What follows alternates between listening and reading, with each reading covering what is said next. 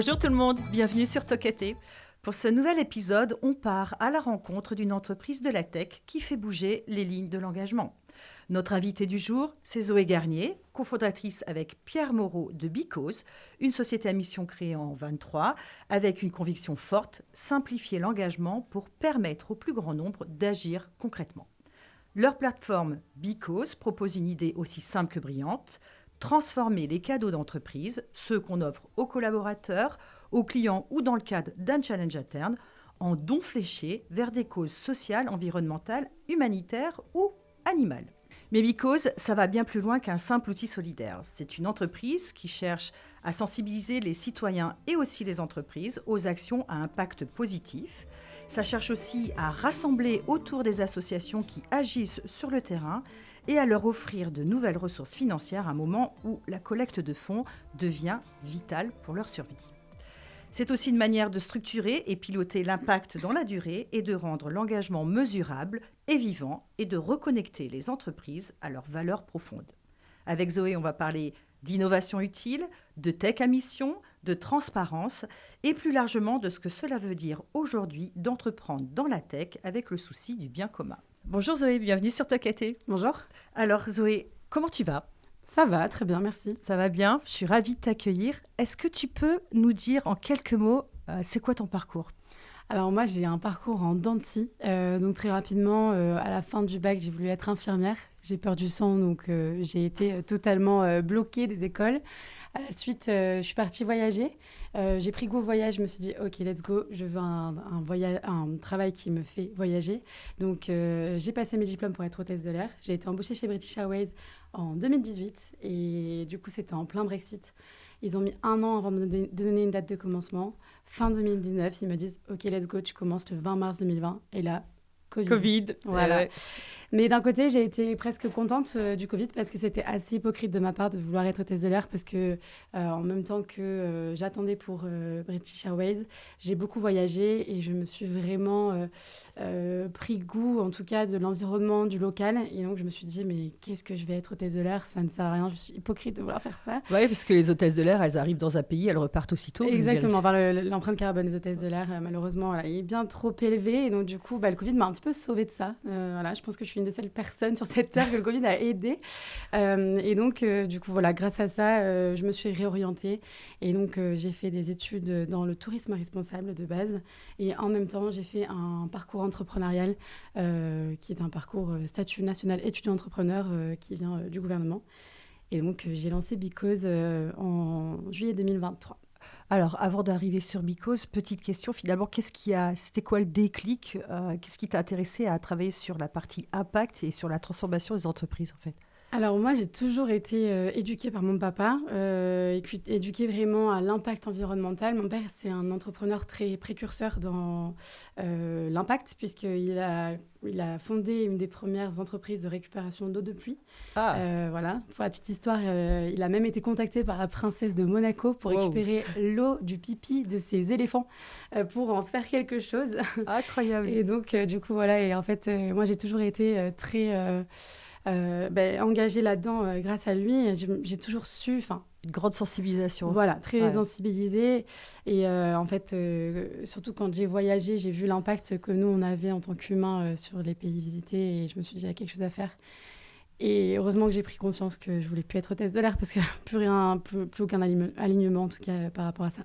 Alors, Because, ça vient en aide aux assos. Because, ça aide les entreprises pour travailler sur leur impact. Est-ce que tu m'expliques, ça a été quoi finalement ce déclic en se disant, qu'est-ce qui t'a poussé aujourd'hui à créer Because ? Ça a été quoi le déclic qui t'a dit, allez, il faut qu'on fasse autrement ? Ouais, moi j'ai toujours été donatrice pour les associations à hauteur de 46 € depuis que j'ai 18 ans.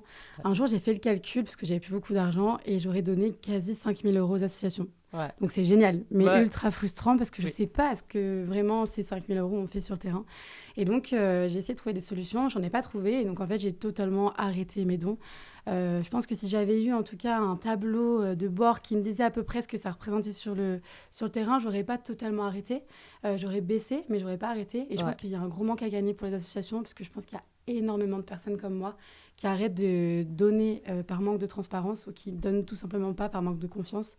Et donc c'est comme ça qu'est né Because, en fait, vraiment apporter de la transparence au don et vouloir toujours donner de la représentation, en tout cas, de ce que le don vaut au sein de l'asso. Ouais, alors la question mesure d'impact, c'est important. La Oui. question aussi de se dire, voilà, j'aide une association, mais pour le coup, qu'est-ce qui pousse ou pas à donner? C'est toujours la même question. Souvent, on dit, quand on donne, on est heureux. Ça te rend heureux, toi, de donner? Ah oui, ouais, ouais, moi clairement, à chaque fois j'étais super contente finalement de donner. Et puis même les 5 000 euros, je me dis, bah, c'est génial. Enfin, je trouve que c'est gratifiant en fait de se dire qu'on a donné 5 000 euros quand j'avais 18 ans, enfin 2018 ans, mais 23 ans, j'ai donné quand même 46 euros par mois, c'est pas rien. Mais voilà, il y a quand même cette frustration de se dire, bah, en fait, ça fait quoi sur le terrain concrètement? Ouais, alors ça, on parle des dons individuels, mais après, Ouais. du coup, alors ça s'appelle le mécénat. C'est pas du mécénat, c'est du don de personnes à une association qui est défiscalisable, je le rappelle, toujours pareil. Exact. Même avantage fiscal que le mécénat, mais du côté entreprise aussi, ça marche. Et donc, du coup, vous étiez d'abord en version B2C, si je ne me trompe pas, et là, vous êtes passé en B2B. Alors, pourquoi déjà? Parce que pas évident de faire le changement. Comment ça a commencé, Because, du coup? Et pourquoi cette transformation? Alors, Because, comme je te l'ai dit, on a commencé comme ça, en créant vraiment un outil qui permette d'avoir de la transparence pour chacun des dons, même si tu donnes que 50 centimes, 1 euro, 2 euros, on te dira toujours ce que ça représente au sein de l'asso. Donc là, on n'était que sur de l'individuel. B2C, à fond. Et c'est vrai qu'au bout d'un an, force est de constater qu'aller chercher par 50 centimes, par 1 euro, par 2 euros, à la fin du mois, les virements aux associations n'étaient pas forcément très élevés. Ouais. Et donc, on s'est dit, on va aller... En fait, on a deux entreprises qui sont venues à nous pour nous démarcher, en fait, demander notre produit pour leurs propres problématiques internes. Et là, on s'est dit, il y a un vrai marché finalement à aller adresser. Et là, plutôt que d'aller adresser des dizaines d'euros, on va aller adresser des dizaines de milliers d'euros et donc aller encore plus aider les associations locales. Et donc, aller plus loin dans notre deuxième mission qui était celle de vouloir aider les plus petites associations. Alors, le nom Because, il est plutôt assez fort. Tu nous expliques un peu ? Because, c'est représenter sa cause finalement. Ouais. Et en fait, la tagline qu'on a depuis le début, c'est Be the cause you want, pour vraiment représenter sa cause, être sa cause et l'assumer, quoi. Alors, ta mission, elle est assez forte. Tu peux me rappeler la raison d'être ? Et tu peux nous l'expliquer un petit peu aussi, du coup ? Oui, carrément.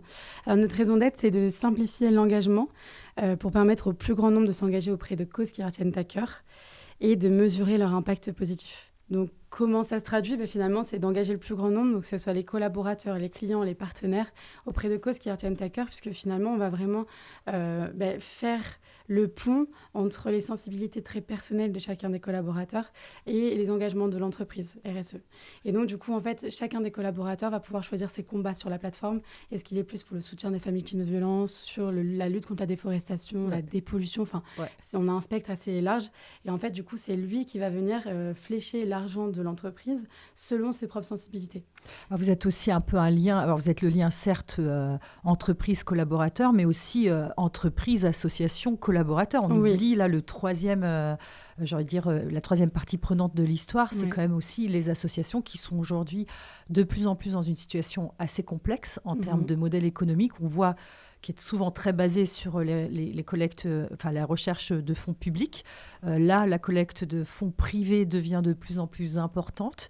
L'entreprise est un outil, est une des sources pour collecter de l'argent. Là, vous apportez un peu une solution aux associations. Comment c'est perçu ? Comment les associations réagissent ? Les associations, elles adorent. Donc, concrètement, en plus, dans notre business model, on a vraiment voulu garder cette gratuité pour les associations. On ne veut pas faire payer les assos. Donc, du coup, c'est vraiment la vraie mission de Because, c'est vouloir aider les petites associations locales du territoire. En fait, c'est les acteurs qui luttent tous les jours pour un monde plus viable. Et malheureusement, aujourd'hui, quand on va dans la rue et qu'on pose la question aux personnes, donnez-moi 3 associations qui vous viennent en tête là maintenant, forcément, ce sera les 3 mêmes qui ressortiront. Allez, sur un panel de 10, il y en a 10 qui vont toujours ressortir. Mais il n'y en aura jamais. Les petites associations locales ne ressortent pas très souvent. Et nous, on a vraiment envie de remettre les associations locales dans le paysage du mécénat privé. Est-ce que c'est pas trop compliqué ? Parce que les entreprises, souvent, elles aiment bien avoir... le mécénat, c'est aussi un outil de communication. Donc, au plus l'association est grosse, au plus ça donne de la visibilité. Comment elles réagissent en même temps, on est quand même dans un courant assez de plus en plus travailler avec du local et puis travailler avec des entreprises très grosses. C'est que les entreprises s'ancrent, le mécénat s'ancre de plus en plus dans le territoire aujourd'hui. Là, pour le coup, c'est aussi presque une aubaine. Oui, oui, les entreprises, clairement, c'est dans le cahier des charges de presque toutes, en tout cas, de tous nos clients. Il faut avoir un impact local. Ouais. Donc, nous, on a la possibilité de venir personnaliser notre catalogue d'assaut. Nous, actuellement, on a 76 associations dans notre catalogue. C'est soit l'entreprise, elle arrive, elle dit, voilà, je garde ton catalogue et puis tout va bien. Soit on co-construit un catalogue avec celle avec qui elle travaille déjà, ou en fait, tout simplement avoir un impact local. Oui, parce que souvent, elles ont aussi des politiques de mécénat, les entreprises. Alors, on rappelle que le mécénat, il y a 3 types, en nature, en financier ou en mécénat de compétences. Est-ce que du coup, ça vient compléter finalement? Comment ça s'intègre? Ça s'intègre souvent dans la politique de mécénat, j'imagine? Alors oui, mais nous, c'est un peu particulier parce qu'en fait, on vient adresser des nouveaux budgets qui de base ne sont pas des budgets de mécénat. Nous, on vient adresser des budgets récompenses collaborateurs, récompenses marketing. Et donc, en fait, c'est des budgets RH et marketing qui actuellement ne sont pas du tout dédiés au mécénat. Donc, en fait, c'est des nouveaux usages. Et donc, du coup, on va pouvoir vraiment adresser des budgets qui, aujourd'hui, sont même taxés par l'URSSAF parfois. Et en fait, se proposer la déduction fiscale sur des budgets qui, aujourd'hui, sont taxés ou tout simplement payés au prix nominal. Est-ce que les collaborateurs, comment ils intègrent ça? Parce que souvent, on aime bien notre petit goodies, on aime bien, quand on a fait une prime de cooptation, avoir notre prime de cooptation, parce que c'est aussi pour ça qu'on le fait. Ouais. Du coup, comment ça réagit et comment on peut les aider ou sensibiliser le plus possible pour que finalement, le don devient automatique? Alors nous, on n'imposera jamais aux collaborateurs ou aux clients d'avoir un cadeau. Alors nous, à savoir que nous, on appelle ça un cadeau pour don cadeau. Et donc, on ne l'imposera jamais. C'est soit il a le choix, soit c'est un complément. Et donc, typiquement, pour la prime de cooptation, comme tu l'as très bien dit, actuellement, quand les collaborateurs reçoivent 500 € de prime de cooptation, ils vont pouvoir donner tout ou partie de cette prime à une association via un cadeau. Ouais. Et donc, du coup, vraiment, on vient donner le choix de panacher cette prime sur un cadeau. Mais il peut donner 20, 50, 100 € comme 0 €. Enfin, vraiment, c'est son choix et personne ne sera là pour le critiquer. Alors, c'est quoi le panier moyen du don cadeau, si je ne me trompe pas? Oui, du cadeau. Ouais, c'est ça. Du cadeau, pardon. Alors, pour la cooptation, on ne l'a pas encore testé. On va tester chez un client là en 2026. Mais donc, je n'ai pas encore vraiment le recul pour te dire combien c'est. Mais autrement, ça varie entre 20 et même parfois 150 € par cadeau. Ouais. Et en général, les cadeaux les plus élevés, c'est lors de challenges internes pour venir récompenser les collaborateurs suite à des challenges internes qui sont en général tournés autour de la RSE. Plutôt que d'offrir des chocolats. On offre un cadeau, c'est beaucoup plus aligné. Du coup, là, en fait, on vient offrir des cadeaux de 150 €, 100, machin, donc voilà. Oui, ça dépend. Mais est-ce que du coup, la fameuse réduction fiscale, ce levier fiscal, il est utile ? Ah oui, bien sûr. C'est vrai que les entreprises, finalement, 100 €, ça ne leur revient plus qu'à 40 €. Oui, c'est 60% de déduction fiscale. Et donc, ça permet de et les entreprises et du coup et les associations, est-ce que ça permet d'augmenter le don? Ça, c'est une vraie question. Oui, bien sûr. C'est justement quand les entreprises, elles ont entre guillemets que 3 000 € de budget, elles font 3 000 plus 60% de 3 000. Parce que du coup, elles savent qu'à la fin, au final, elle reste sur le même budget et elle ne descend pas le budget parce que ça pourrait avoir l'effet inverse. Pour le moment, on n'a pas eu le cas, en tout cas, mais pour le moment, elles préfèrent augmenter. Alors, Because, on l'a dit, c'est une plateforme qui permet aux entreprises de structurer et de piloter leur démarche d'impact dans le temps. Tu peux nous dire pour l'entreprise comment ça fonctionne et aussi le rapport avec la CSRD? Parce que ça, aujourd'hui, ça devient un vrai sujet pour les très grosses entreprises que tu dois viser. J'imagine que là, pour le coup, vous êtes des entreprises assez importantes. Comment ça fonctionne? Alors, en fait, il y a plusieurs cas d'usage. Ça va être des cas d'usage très RH, donc comme la cooptation dont on a parlé. Ça peut être aussi pour les Welcome Pack. Les Welcome Pack, actuellement, on a pléthore de goodies dans un Welcome Pack. Là, l'idée, c'est de venir recentrer sur l'essentiel. À la limite, on garde le mug et la gourde. Et le reste, on le met sur un cadeau. Et on peut justement utiliser le levier fiscal pour donner plus. On va aussi avoir les challenges internes, donc récompenser à la suite de challenges internes. On a aussi des budgets plus marketing pour les cadeaux d'affaires, donc récompenser la fidélité des des clients, ou en tout cas les programmes de parrainage. Les programmes de parrainage, on a beaucoup de succès sur ça. Ouais. On travaille avec pas mal de clients là-dessus, et c'est vrai que les programmes de parrainage, là, l'idée, c'est de soit laisser le choix aux parrains de prendre un cadeau ou prendre sa bouteille de champagne, par exemple, ou alors d'avoir un complément. C'est-à-dire qu'on va avoir un cadeau de 20 euros plus sa bouteille de champagne. Alors, je voudrais qu'on revienne sur la raison d'être et que tu me dises un petit peu, finalement, comment ça se concrétise dans les faits. Comment ça se traduit aussi dans votre offre, comment ça se traduit dans votre modèle économique, cette volonté de donner, de permettre au plus grand nombre de donner et d'aider, en fait, de mettre en place des actions à impact positif. Eh bien, comme je t'expliquais, finalement, nous, on vient vraiment flécher le don sur des actions très concrètes. Et donc, c'était vraiment le collaborateur individuellement qui vient flécher son cadeau. En fait, donc c'est un impact très individuel. Donc c'est là où on va vraiment aider le plus grand nombre à s'engager auprès de causes qui leur tiennent à cœur individuellement. Et après, à côté, quand on parle de mesurer l'impact positif de chacune des actions, c'est qu'en fait, derrière, toutes les mesures d'impact individuelles de chacun d'entre nous sont collectées sur la fiche d'impact très collective de l'entreprise, ce qui permet finalement d'avoir un peu la fiche d'impact, une cartographie de vue d'ensemble des tendances, des sensibilités, que ce soit des collaborateurs, des clients. Et donc ça, c'est un super outil de communication interne, externe, plutôt que de dire on a donné 10 000 euros aux associations cette année. Là, on pourra dire grâce à nos collaborateurs, cette année, on a contribué à planter 505 arbres, à planter enfin, c'est des choses beaucoup plus concrètes, plus tangibles. Alors, du coup, la mesure d'impact, c'est important, mais je trouve qu'on en reparlera évidemment après. Ce qui est aussi intéressant, c'est qu'au final, dans la notion, quand on est dans une boîte et qu'on réfléchit à comment on embarque nos collaborateurs, là, pour le coup, on a un outil qui permet vraiment d'embarquer les collaborateurs à travers le don. Comment les entreprises, elles ressentent, c'est quoi les retours, en fait? Le retour, ça vient pas forcément de l'entreprise elle-même, ça vient des collaborateurs eux-mêmes. On a même eu un retour d'un des collaborateurs qui n'était pas du tout engagé de base dans les challenges internes, parce que depuis toujours, ils ont toujours fait des dons aux associations à la suite de challenges internes. Mais lui, il n'était pas trop touché par ça, parce que de toute façon, c'était que du don. Donc en fait, c'est pas quelque chose de très concret, c'est quelque chose d'économique.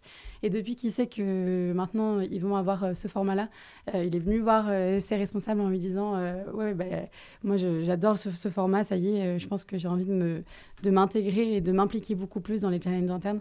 Donc on voit qu'il y a un facteur de motivation, en tout cas que le cadeau apporte, que de base il n'y avait pas.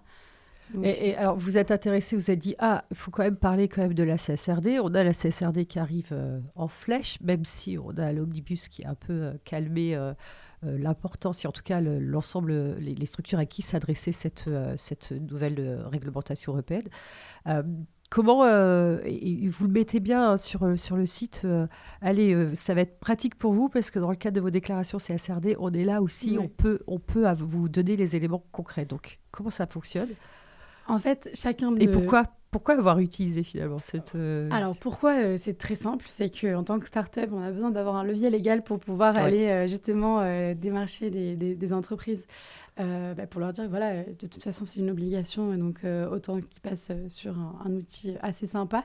Nous, ce qu'on aide, en tout cas les entreprises, on les aide à venir apporter plus de valeur à leur rapport CSRD, en tout cas plus d'impact tangible. Donc, on est une petite brique, on ne va pas se mentir, la CSRD, c'est un gros bébé. Ah oui, on l'a vu. On reste une toute petite partie de la CSRD, mais en tout cas, chacun de nos impacts sont traductibles en impact ESRS. Donc, ça veut dire qu'en fait, chacun des impacts peuvent venir rentrer dans plusieurs ESRS. Ouais. Et donc, du coup, vous donnez... Alors, c'est intéressant parce qu'on parlait justement mesure de l'impact, c'est-à-dire, donne-moi un exemple concret. Ça veut dire quoi mon collaborateur va donner 20 euros. C'est quoi la mesure d'impact qu'on a en face? C'est quoi les KPIs qu'on va recevoir finalement? Oui, alors...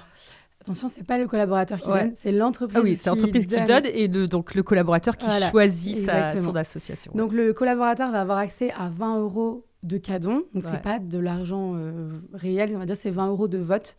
Et dans ces 20 euros, en fait, il va pouvoir vraiment sélectionner les causes qui lui tiennent à cœur, des pollutions, soutien des familles de violences, etc. Et en fait, derrière, notre algorithme va pouvoir aller piocher les actions que nous, on a dans notre catalogue qui matchent le plus avec ses sensibilités. Et donc, dans un cadeau de 20 euros, on va créer un pack à impact, on appelle ça. Et il peut y avoir jusqu'à 5 actions. Donc, c'est-à-dire que dans ton pack à impact, tu vas pouvoir potentiellement offrir 1 heure de vélo à une femme victime de violence pour sa reconstruction. Tu vas pouvoir planter 3 arbres. Tu vas pouvoir distribuer un doudou à un enfant hospitalisé. Et donc, en fait, c'est des choses qui sont très concrètes. Et derrière, c'est là où ça mène du coup à la mesure d'impact. Ouais, donc à chaque fois, on a des chiffres derrière. Sous chaque don qui est donné, on a un chiffre qui correspond à une action en particulier, mais vraiment extrêmement concrète pour que ça parle à tout le monde et qu'effectivement, ça devient un bel outil de communication externe. Ok. Alors, je voudrais qu'on vous parle un peu des assos, parce que là, on a parlé beaucoup de l'entreprise et on a bien compris, c'est à la fois un levier formidable pour travailler son impact sociétal, pour avoir un outil de mesure très concret de notre impact et donc de réutiliser tout ça dans souvent les rapports de durabilité annuels et en communication interne et pour embarquer nos collaborateurs et aussi pour les garder, les fidéliser. Donc, on a bien compris l'enjeu sociétal et surtout de durabilité. Côté asso, tu connaissais un peu le monde des assos quand tu t'es lancée et c'est quoi qui t'a le plus surpris en fait? Parce que tu étais donatrice, c'est une chose, être donatrice, c'est une chose, mais quand tu vas travailler avec des assos et que tu comprends en fait quel est le besoin, c'est autre chose. Oui. Alors moi, j'ai déjà fait pas mal de bénévolat. J'ai fait même un service civique à la LPO. Donc, on va dire que je connaissais, mais c'est vrai que de loin. Parce que tant que tu n'as pas vraiment travaillé au sein d'une asso, voilà. Maintenant, nous, la chance qu'on a, c'est qu'on travaille avec des petites associations et du coup, qui ne sont pas structurées comme des usines, comme certaines peuvent l'être. Et donc, c'est beaucoup plus simple, finalement, de travailler avec elles. Bien que parfois, vu qu'il y a beaucoup de bénévoles aussi dans les associations locales, on peut aussi avoir des problématiques de réactivité ou des choses comme ça. Mais en tout cas, nous, c'est vraiment ce qui nous anime. C'est ce qui nous anime. Et en fait, on adore travailler avec les petites associations. C'est notre mission. Et ça les pousse aussi à se structurer beaucoup parce que savoir mesurer l'impact, la question de la mesure de l'impact, ça a toujours été un sujet. C'est un sujet compliqué pour les fondations, c'est un sujet compliqué et encore plus pour les petites associations qui sont donc moins structurées et donc qui ont moins peut-être de performance sur ces notions-là.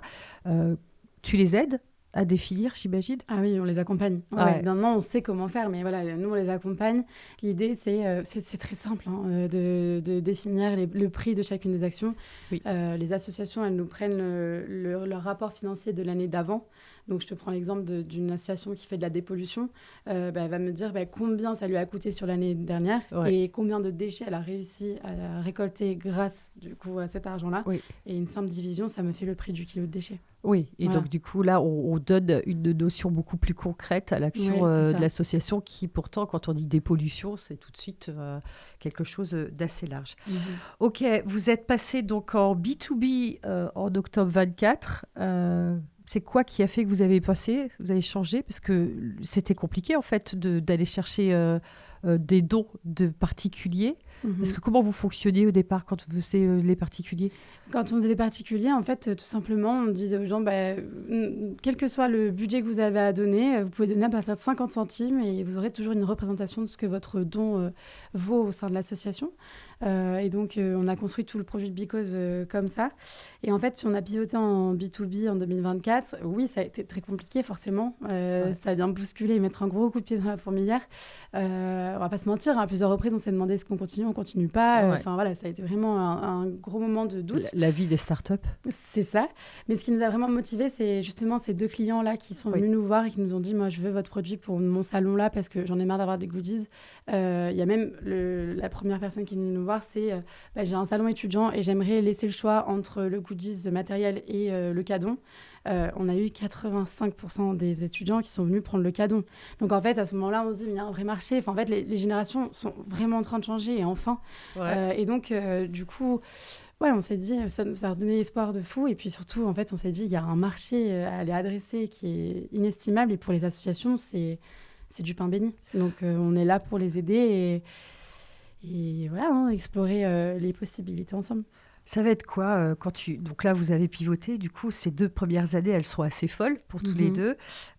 C'est quoi, en fait, l'apprentissage ou peut-être la prise de conscience qui te marquante, que tu retiens de ces 2 premières années d'entrepreneuriat? Parce que tu arrives dans l'entrepreneuriat. Ouais, alors... je me suis noté trois qualités qu'il faut avoir pour l'entrepreneuriat, en tout cas que j'ai eues là pendant ces 2 premières années. C'est la résilience, Ouais. l'ouverture d'esprit Ouais. et la patience. J'étais déjà très résiliente, je pense, donc bon, ça, c'est juste venu, voilà. L'ouverture d'esprit, pourquoi ? Parce que forcément, tu as besoin de prendre et d'accepter ce que les autres te disent, même si c'est ton bébé à toi, donc Ouais. c'est ta start-up. Ouais. Il faut accepter ce que les gens te disent parce qu'au final, peut-être que ce qu'ils disent, c'est mieux que ce que toi, tu penses. Donc voilà, et alors par contre, la patience. Je suis zéro patience, vraiment, c'est terrible. Donc j'ai dû apprendre à être patiente. Je le suis encore pas trop, hein, on va pas se Ouais. mentir, mais en tout cas, c'est un très bon exercice pour moi. Et donc voilà, donc on va dire que c'est ces 3 qualités en tout cas que j'ai apprises sur le tard ou que j'ai juste cultivées. Et je dirais aussi que ce que j'ai appris, c'est que l'entrepreneuriat, c'est pas un sprint, c'est un marathon. Et c'est un marathon de montagne russe. Ouais. C'est pas juste on fait un tour de montagne C'est russe pas et plat, puis quoi. c'est bon. Non, c'est qu'en fait, on a un moment de up, c'est trop cool. Et puis on sait que d'ici 2-3 mois, hop, on va partir en dépression. Et puis au bout de 2-3 mois, hop, ça va mieux. Ouais. Et en fait, c'est toujours ça. Tout le temps. Enfin, en tout cas, moi, depuis 2 ans et demi qu'on a créé, ça a toujours été ça. Là, actuellement, on est sur le up.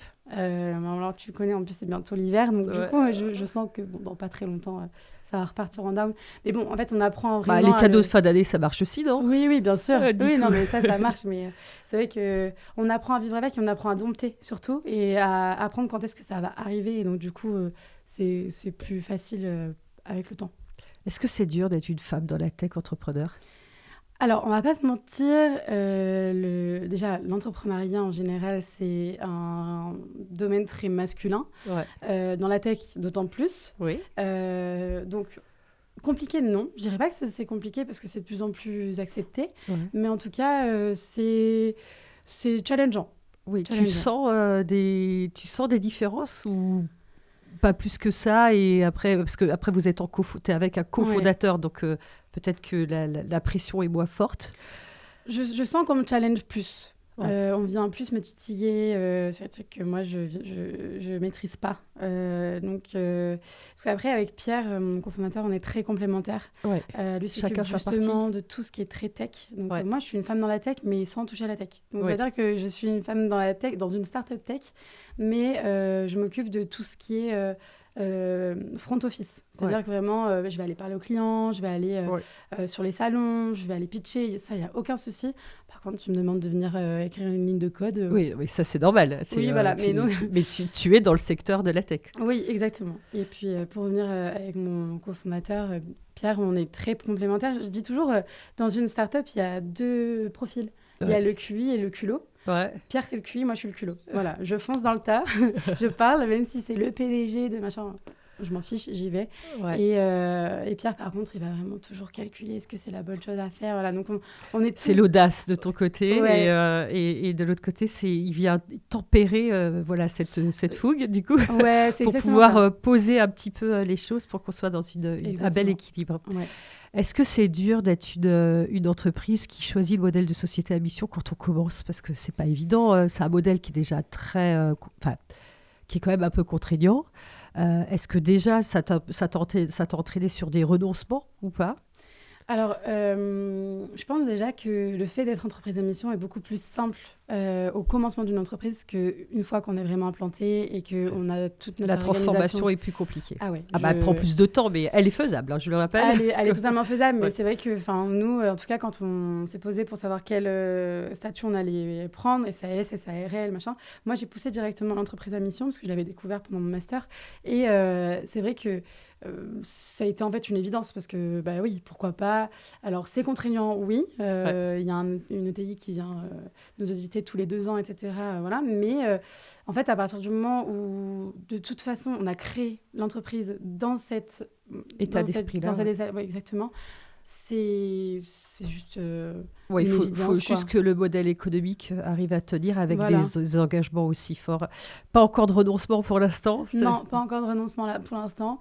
Sur le modèle économique, encore une fois, c'est sûr qu'on est vraiment très aligné avec le modèle d'entreprise à mission, c'est que c'est totalement gratuit pour les assos. Ouais. On fait vraiment payer les entreprises pour avoir accès à tous les services qui sont annexes. Alors, il est temps de passer à notre deuxième étape, deuxième moment de notre Tokaté, c'est le Toka Quiz. Donc, pour rappel, le Toka Quiz, c'est une série de questions du tac au tac auxquelles tu vas devoir répondre. On y va, t'es prête ? Oui. C'est parti. Ton premier don, c'était à qui et pourquoi ? C'était Greenpeace, parce qu'il m'avait totalement alpagué dans la rue. Ah, donc Oui. street marketing. Oui. Ok. Une cause qui te tient particulièrement à cœur ? La protection des océans. Ah, un petit sentiment. Est-ce que ça vient de l'eau du papa ou rien à voir ? Parce que- Moi, je viens du sud, donc méditerranéenne. Donc voilà, la mer, ça a toujours été mon combat. Et en plus de ça, on ne se doute pas des impacts qu'on a, nous, en tant qu'humains, sur l'océan. Et l'importance de l'équilibre de l'océan Exactement. sur le reste de la planète. Être une femme dans la tech à impact, c'est Challengeant. un mot qui résume ton aventure entrepreneuriale jusqu'ici. Résilience. Un échec ou une erreur qui t'a le plus appris. Alors, juste le fait que je suis allée prospecter des clients alors que je ne devais pas les prospecter parce qu'il y avait en fait tout un truc d'anonymat qui avait été mis en place et je me suis fait retoquer comme jamais. Et on a failli perdre ce client justement et c'est notre plus gros client historique. Donc voilà, on va dire que c'est ma plus grosse erreur, mais je ne le ferai plus, je promets. Voilà. C'est en faisant des erreurs qu'on apprend. En Exactement. plus, ça. Un moment où tu t'es dit, OK, là, on fait vraiment bouger les lignes. En faisant le calcul du nombre de litres d'eau qu'on évite et de kilos de CO2 qu'on évite. En fait, quand tu fais la comparaison entre un tote bag ou un cadon, ou une boîte de chocolat et un cadon, Ouais. en fait, combien ça utilise de CO2 et de litres d'eau, et combien, avec un cadon, on arrive justement à économiser ça. On est à des millions de litres d'eau et des dizaines de milliers de CO2. Oui, donc ça change la donne. Ouais. Un petit geste d'engagement que tout le monde peut faire dès demain. Couper l'eau quand on se Ouais. savonne ou quand on fait la vaisselle. Ouais, ou sinon, faites un don, quoi. Oui, Presque, aussi, ouais, bien sûr. Mais... Un conseil à celles et ceux qui veulent agir mais n'osent pas se lancer. Bon, voilà, on y est presque. Prenez les opportunités qui s'ouvrent à vous. Tu as choisi de nous partager le morceau What a Flow de Klein. Est-ce que on va écouter 30 secondes, un petit extrait. Est-ce que tu peux nous dire pourquoi tu as choisi ça ? Parce que justement, ça parle de l'eau, de l'océan, de la puissance des vagues et de l'amour, en fait. Enfin, moi, je trouve que tout est ultra connecté, justement, que l'océan, ça fait partie, en fait, intégrante de la vie et on la laisse un petit peu trop de côté, malheureusement. Il y a beaucoup d'assauts qui sont formidables, qui travaillent beaucoup sur ce sujet-là et des challenges aussi qui se lancent beaucoup. En ce moment, on a un couple qui est en train de traverser... Oui.